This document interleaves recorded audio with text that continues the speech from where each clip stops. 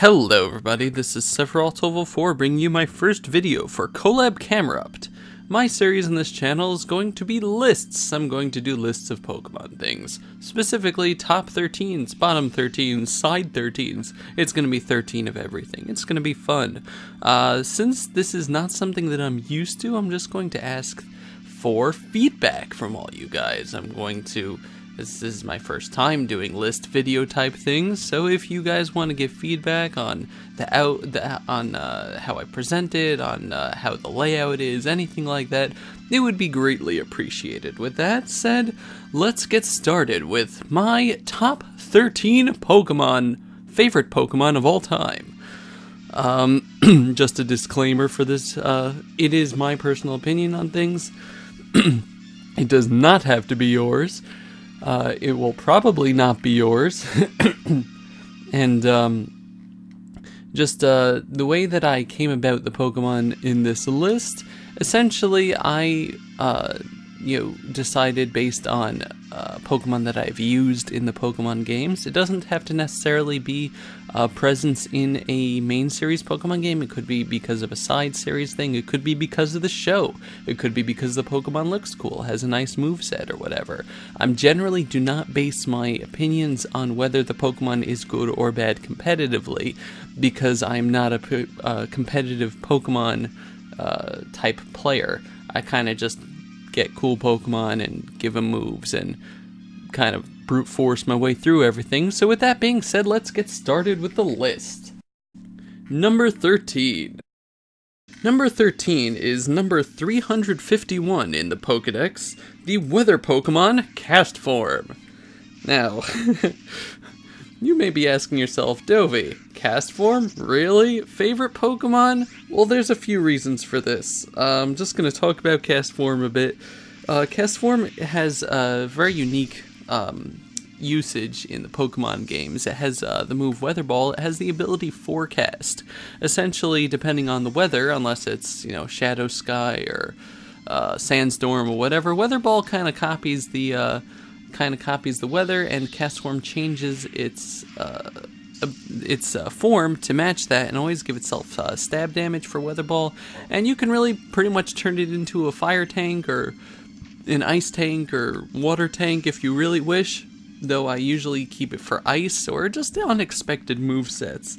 It's a unique Pokemon that is, a plot point in Pokemon Ruby and Sapphire. Team Aqua / Team Magma are trying to get it because it controls the weather, and that's kind of their goal, is to bring about a giant change in the weather with the God Pokemon. But yeah, I guess they settle for this artificially created whatever it is cloud. It's just a very fun Pokemon to use. I've found it's not something that people expect, and I specifically used him in Pokemon Ruby and Sapphire versus with Mr. Water Wraith, and to great effect.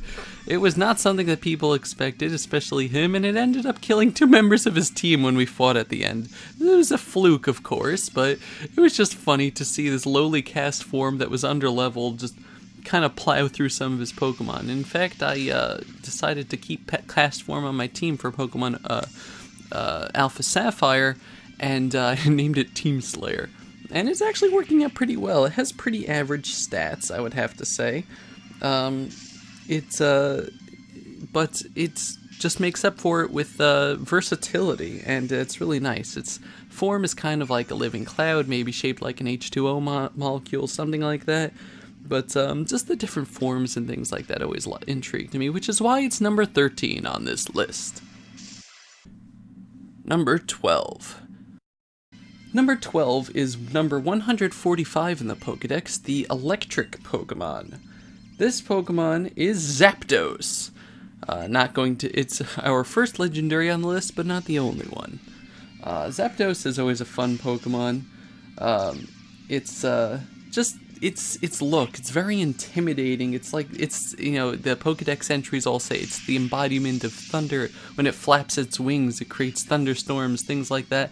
And I always like that. It's like, it was our first look at a godlike Pokemon in the Pokemon series. This is before Arceus or before Groudon, Kyogre, or any of those things. So the three legendary birds were really something special, and Pokemon you had to go out and try to find in the wild, and in the original games it was really cool.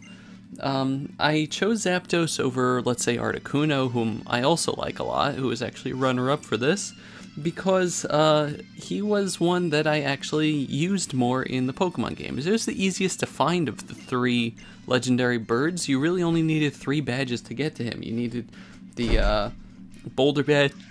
I'm sorry. You needed the Boulder badge, you need the Cascade badge, you need the Soul badge. You essentially just needed to be able to surf over to the needed cut to get to the rock tunnel area, and surf to get to the power plant. Excuse me.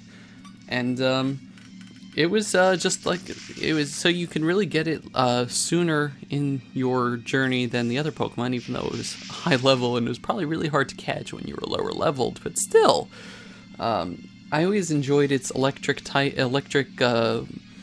flying typing, because that made it immune to a lot of different things. It only has 2 weaknesses, ice and rock, unlike the other 2 birds, which have more weaknesses. So it's the most resistant one.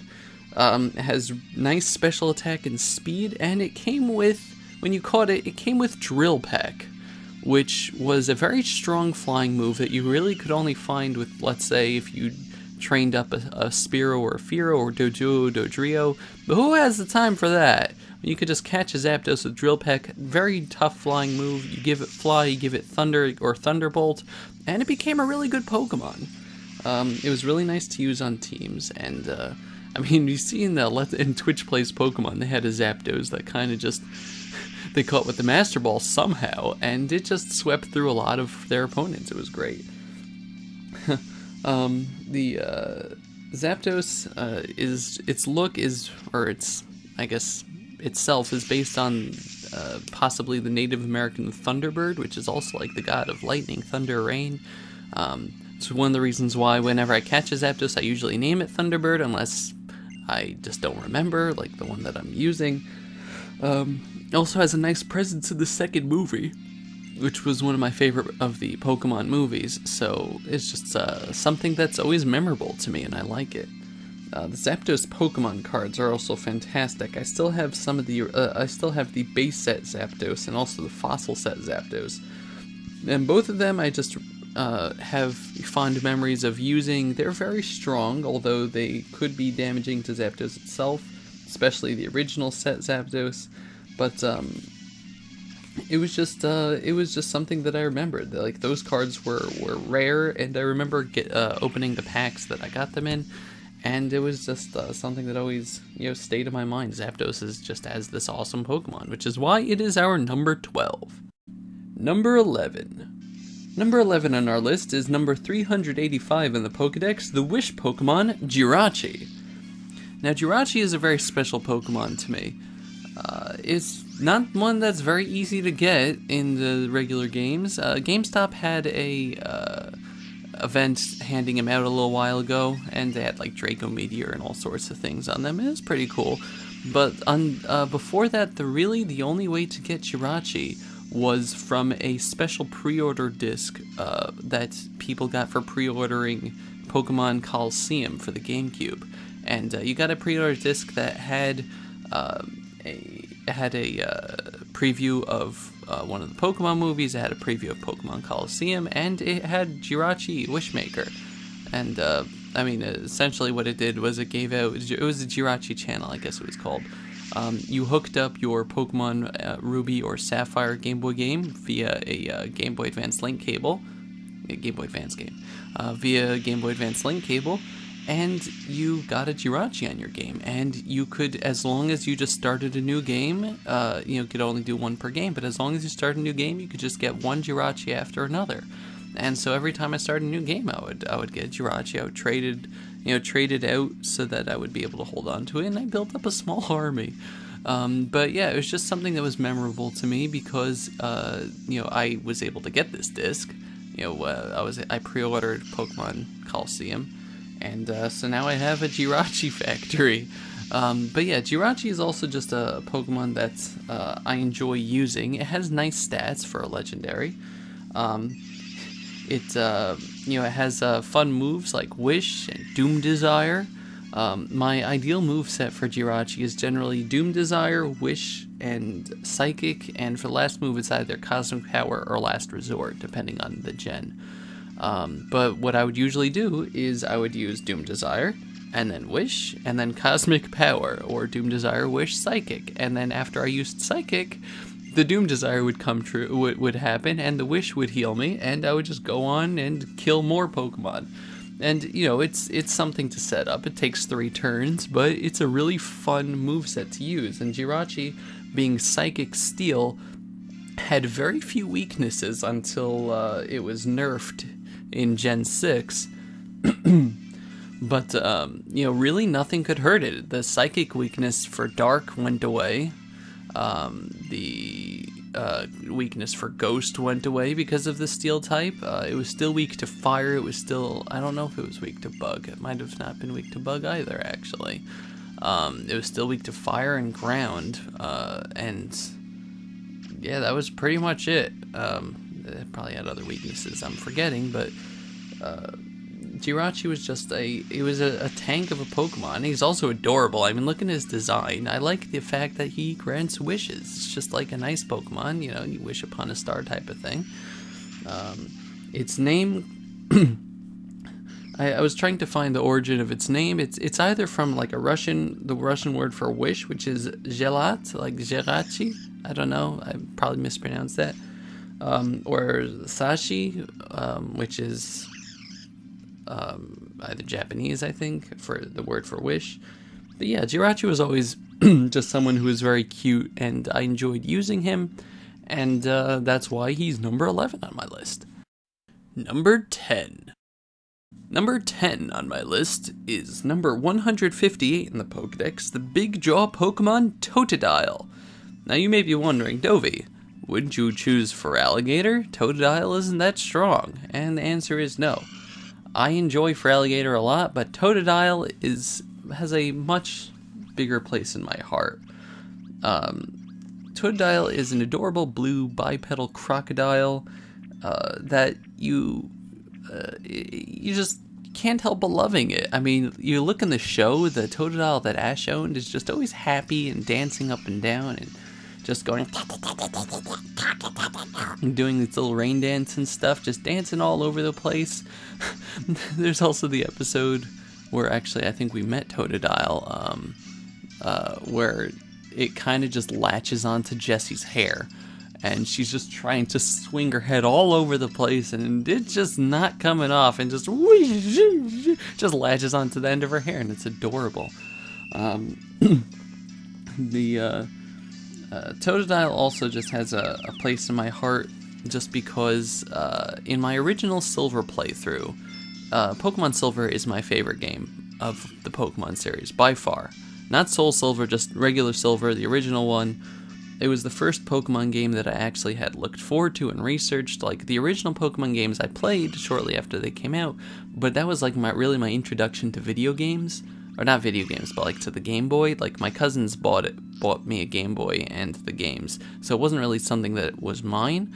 But like, I followed the development with like Nintendo Power and stuff. I followed the development of Pokemon Silver, and just the whole style, the whole like more rustic Japanese style of the Johto region really spoke to me.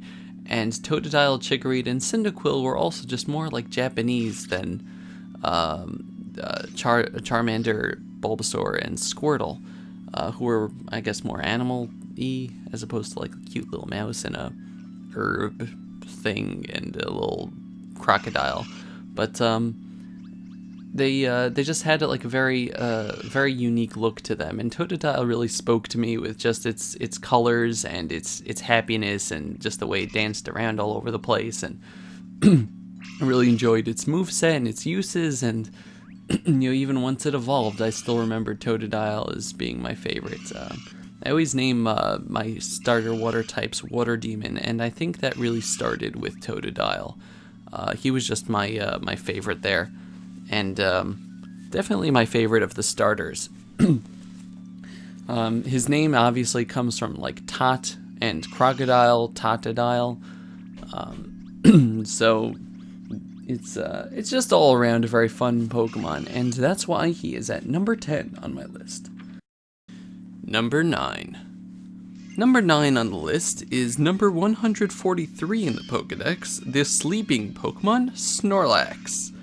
You'd be wondering, Dovi, that's not really one of the best Pokemon. Oh, come on, it's Snorlax. Snorlax is a bear sloth thing, which I don't know really what it is, because the bear types were later represented by the Teddiursa family, and the sloth types were later represented by the Slakoth family, so Snorlax is just some hibernating cave bear thing.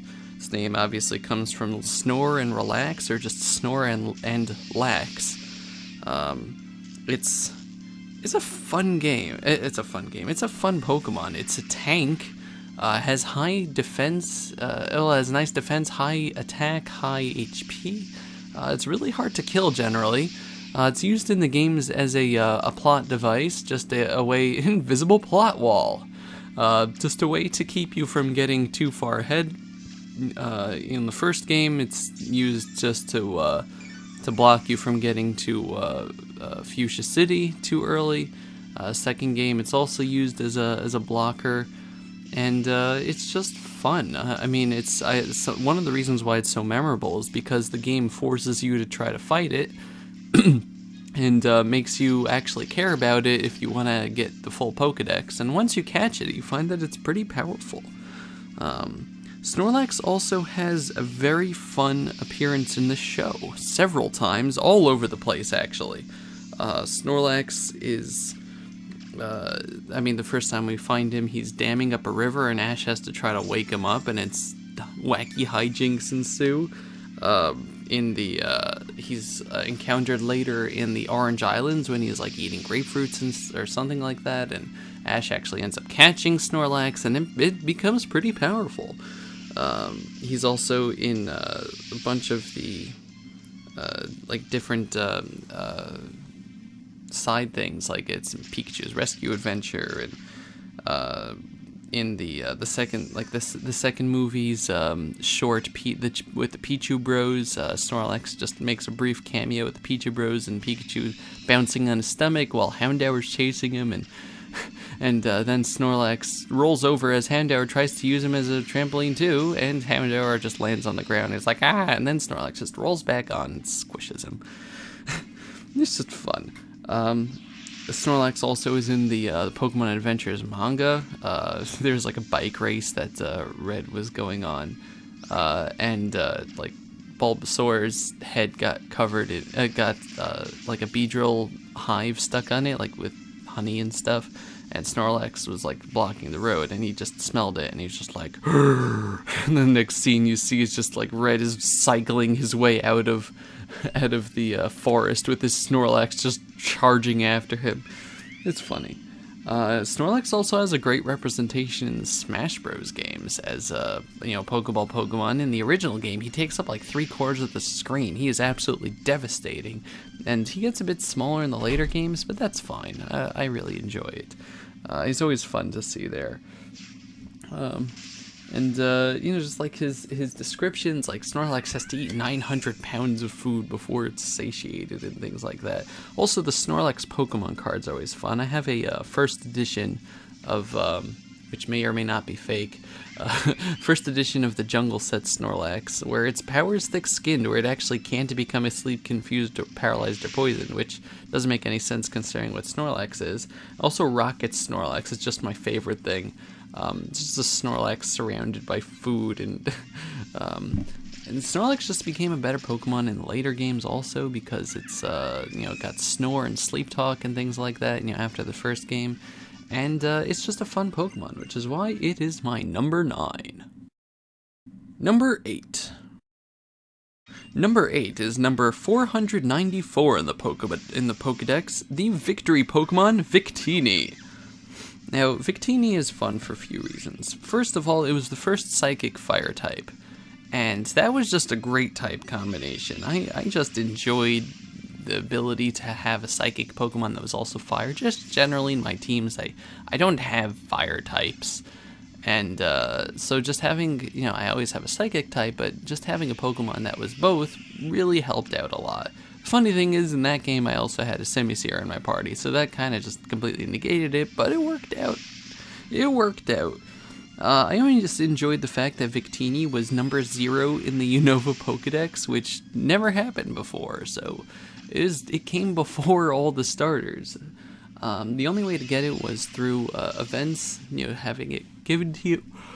So I just, I treasured it very much. You actually catch it in the game, which is why I was able to nickname it. I nicknamed it Ramos after one of my friends, who was kind of active like Victini, just jumping around all over the place. Victini's cry is also adorable. It's just fun. In the Pokemon Mystery Dungeon Gates to Infinity game, it runs the V-Wheel, which helps you with getting like different affinities for your dungeon for the day and stuff like that, changing it around and things like that. So he was always like an iconic part of that game. How many people remember Gates to Infinity? I mean, it wasn't the best Mystery Dungeon game, but that's not a topic for right now. So yeah, just having this Pokemon here really helps personalize my Pokemon White Let's Play playthrough. It was just a very fun Pokemon to use. It learned good moves. It had Flame Wheel and all sorts of things. Searing Shot, which is the only Pokemon that can currently get it as far as I know. Its look is like, I don't know, some rabbit type thing. I've never really got it. Its name, obviously, like Victory and Teeny put together. But it's just always just a all-around fun Pokemon to use, which is why it is number 8 on my list. Number 7. Number 7 is number 227 in the Pokedex, the Armored Bird Pokemon Skarmory. Skarmory. What can I say about Skarmory? Once again, another Pokemon that I used in Ruby Sapphire Versus, but that isn't really the reason why I enjoy him. Skarmory is just a fun Pokemon. You'll see as just a bunch of Pokemon on my list. I enjoy 2 types of Pokemon. I enjoy tanks, and defensive tanks and attack tanks. I enjoy Pokemon that aren't necessarily the strongest, but they can take a hit, and they can take a hit well. And Skarmory is one of those Pokemon that can take a hit. It is a tank for the defense stat. It also has really a pretty nice attack and nice speed. Its partner Mantine has nice special defense, as opposed to defense, but Skarmory is really my favorite there. It is Steel Flying, which gets rid of also, just helps out with its resistances to different things.